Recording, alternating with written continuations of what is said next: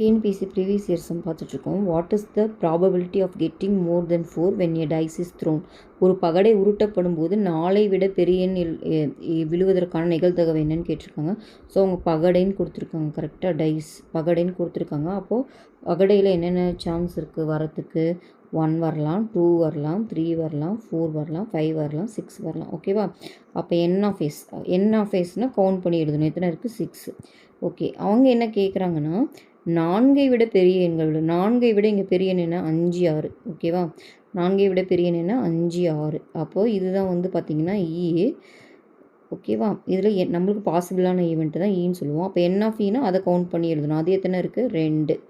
Formula என்னென்னு பார்த்தீங்கன்னா P of E is equal to N of E divided by N of S.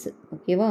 மொத்தம் அப்புறம் நம்ம என்ன கேட்குறோமோ அது மொத்தம் 6. நம்ம பாசிபிளாக என்ன கேட்குறோம்? 4 விட பெருசாக 5, 6 மட்டும்தான் வரும். அப்போ 2 மேலே. அப்போ 2/6.